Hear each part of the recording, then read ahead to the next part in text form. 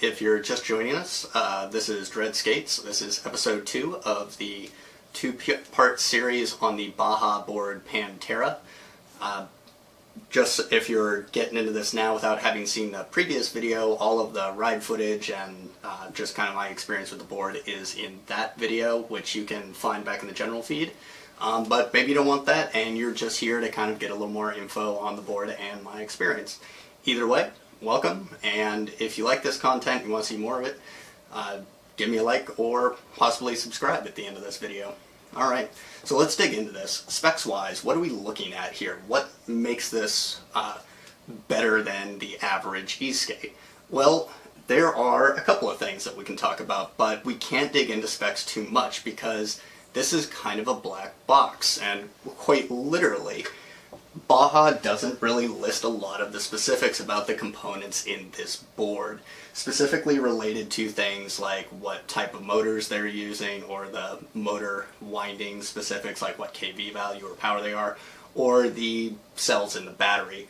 What we do know is there are 4 6374 sized brushless motors powering this thing. There is 1 per wheel, and these power a belt and pulley system that has a drive gear going into each wheel, so they are all independently controlled by an electronic differential system, which is able to be turned off. And then my best guess on those is that they're using probably a 160 to 180 kV 3600 watt motor for these. That's just a guess though. Hey, Bajaboard, if you want to clarify down in the comments, feel free, I'm all ears. And what we have in here for the pack is, like I said, a 900 watt hour 10S, I think it's a 10S 5P, 10S 6P, utilizing some sort of high drain cell, so like a 40T or a 35E maybe. Although again, I don't know the specifics of that, so I'd love to get a little more insight. We have seen videos where they have installed a Sanyo 2700 style pack in here, but I believe that's just a custom job. Moving on from there though, each wheel is on its own independent A-frame, I believe forged aluminum suspension rod here. And then these are the standard 10-inch wheels with the aluminum, or the alloy upgrade. When they say alloy, what they mean is like aircraft grade aluminum. So, moving on from that, let's get real for a second here. I know what you're all asking, and I know what you all want to know. Cost. You know, what kind of freaking skrill are you going to have to shell out for this sort of freaking board, this kind of performance? And the answer is, I don't know. But I have a best guess based on some previous conversation. Now, this board belongs to John over at Bay FPV. Hey, shout out. You saw it in the first video. I'll have a link down to his page again down in the description. And this started life as the demo board for Last Mile SF. Boom, another shout out. Also, we'll include a link down in the description. But my best guess based on those conversations is that the base price of this unit, because they don't list it, they only have the inquire here, which is if you have to ask. But my best guess is this starts at $6,000. So, however, there are a few options here which bring this a little closer to $7,000. So these are not the stock wheels. I don't know if the Pantera upgrade comes with the alloy wheels, but this is normally a $400+ upgrade. I think it's like $470 for the alloy wheel option. This has the trailer hitch, which is another $79. It has a spare tire, which is another $130. And this has the skid plate, which is another $170 if you believe it. So it's $170 for stamped sheet metal. So this is actually closer to $6,500, and if you factor in shipping and tax, that's probably going to push you a little bit closer to $7,000. Which is kind of a ridiculous number when you think about the most expensive board out there right now, which I believe is the Lone Star, clocks in just over $4,000. So what does that actually buy you? Well, that's kind of a complicated conversation, and there's some good stuff, there's some bad stuff, but let's get into what I liked about the board. riding this thing off-road was like nothing else I've ever like ridden before, like just quite simply. I've ridden kite boards before, analog mountain boards for downhill, electrified mountain boards, you name it. This doesn't ride like those. Those are, the board is under you and you're forcing the board to do something. This is more, the board is doing something and you're moving with it. There's a couple of spots in the video previously where you see like I stall out or I run off the board.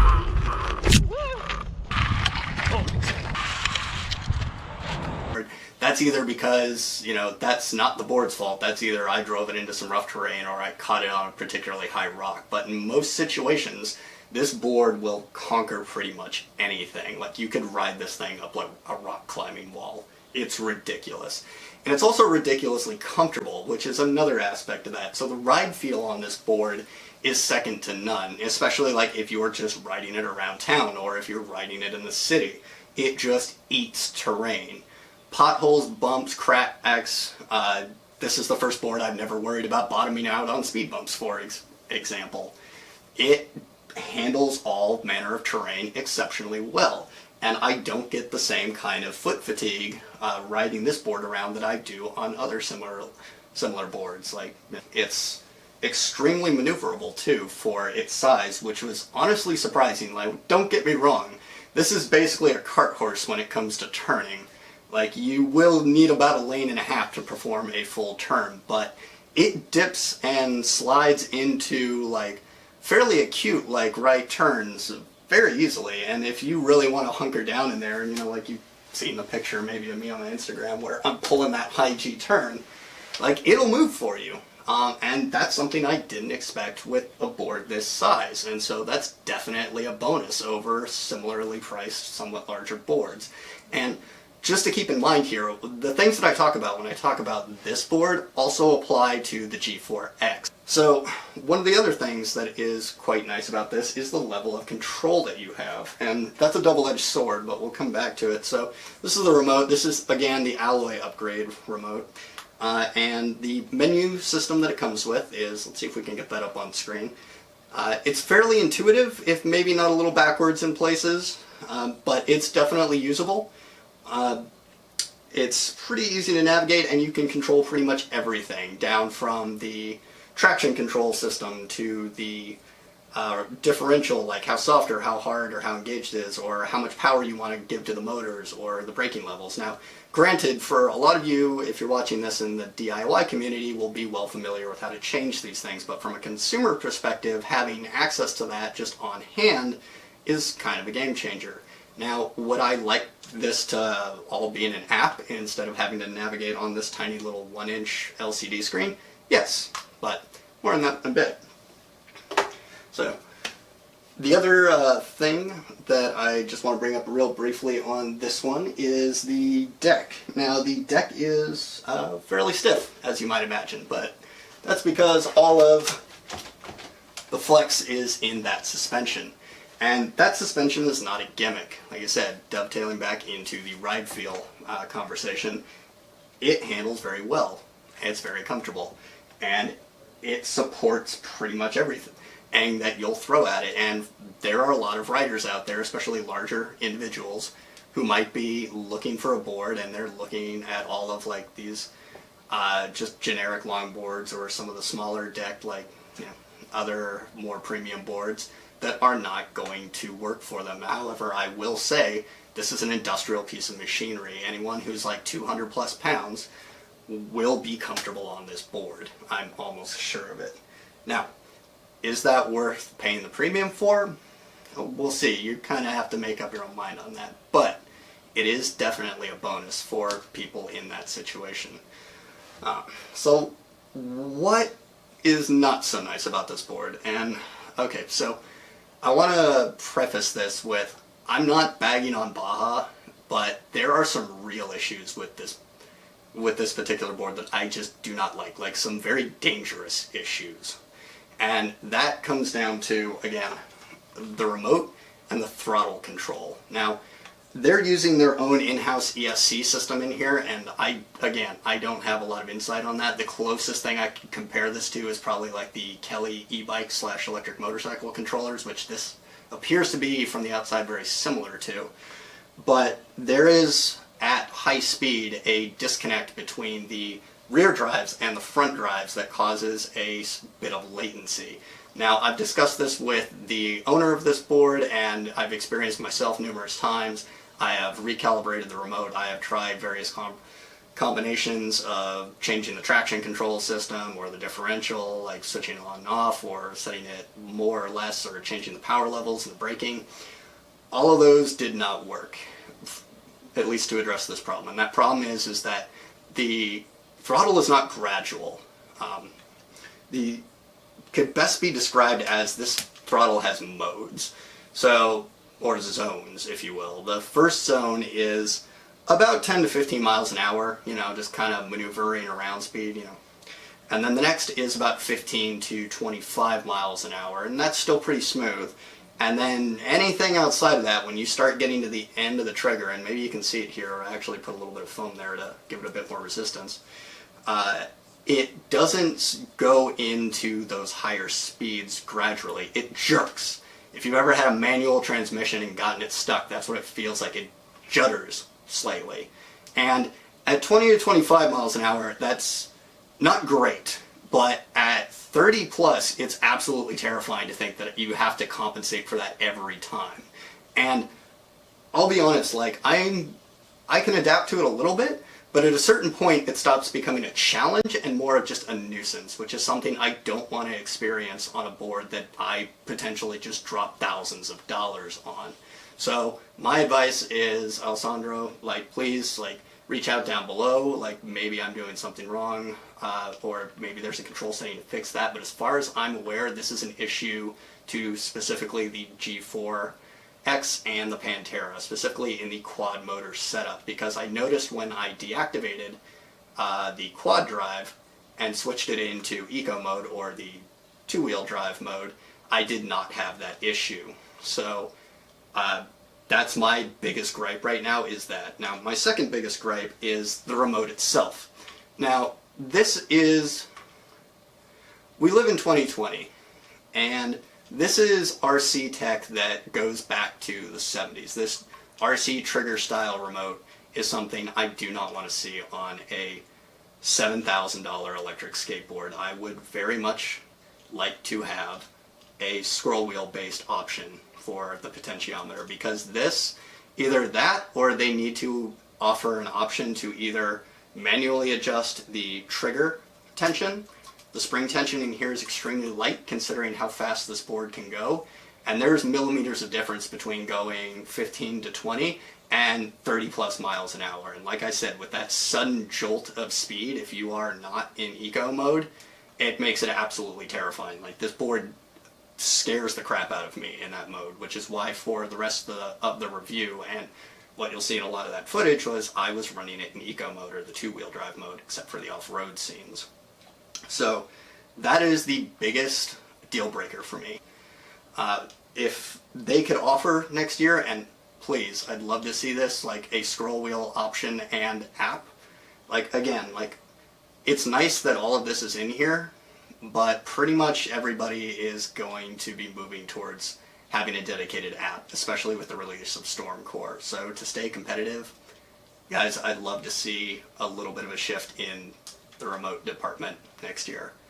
And you can try it, you can launch it under the S2. Like, again, I don't want this to seem like I'm overly bagging on you guys about this point, but this was a real non-sequitur for me. Like, this instantly takes 3 points off of whatever arbitrary score or ranking, like, you want to put this on. This was not a good experience for me.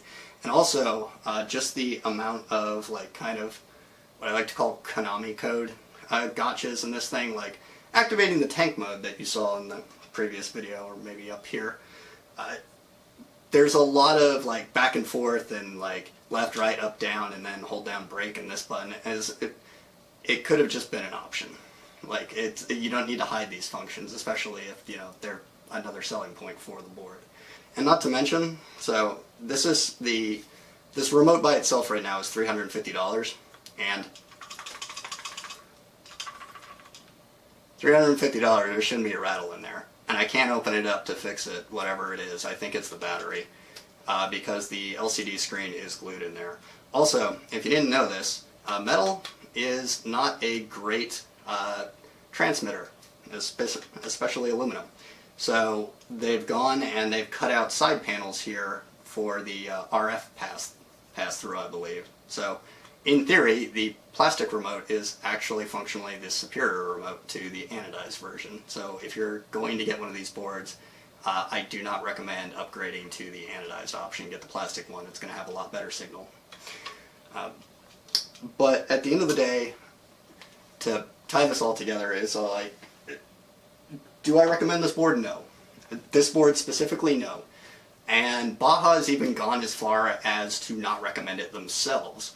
But I don't want this to sound like I am completely off of Baja boards. Like, I think they have something truly unique here, and it is a riding experience that's second to none. So much so that, hey, Baja, if you're watching, get in touch with me on Instagram. Like, I would love to work out a way to get an S2 or so for a weekend, because I want to see how it compares to this, or, you know, just riding with a two-wheel drive option. I absolutely loved just kind of tooling around on this and going over pavement and going off the side ramps and bike trails. Like, that was great. I just wish the power that this board had, which is its main selling point, by the way, is just the ridiculous amount of power, was more under control. Because here it's not. It's a beach unleashed. Like, there is no leash on this. Like, when it goes 0 to 60 in 0 seconds. So that's the main thing keeping me from really giving my seal of approval for this board, because I don't want to misrepresent my experience here. But as far as how I felt riding this board, like, there were certain points where I was actually scared to push this past 30. So I couldn't really test the top speed, unfortunately. So for all of my viewers, I do apologize for that. Maybe in another life we'll be able to get this a little more on control so I can test that. But so hopefully you found this helpful. I know I had a blast writing this. So at the end of the day, should you go out and get this board? No. Even if you're a day trader or full stack engineer who just wants a weekend toy to throw in the back of the truck and go up to a trailhead, I think you might be better served by getting either like the G4 or taking a look at the S2. Like, yes, this has a lot of power, but as mentioned before, it's not very well controlled. So at that point, I can't safely recommend this thing until they either get those issues under control or they completely, redesign the next release of this board. So hopefully you found that interesting. Until next time, I'm Scott Dredd. Thank you for joining again. If you like this content and want to see more of it, please give us a like and subscribe. And until next time, stay safe, stay cool. Later.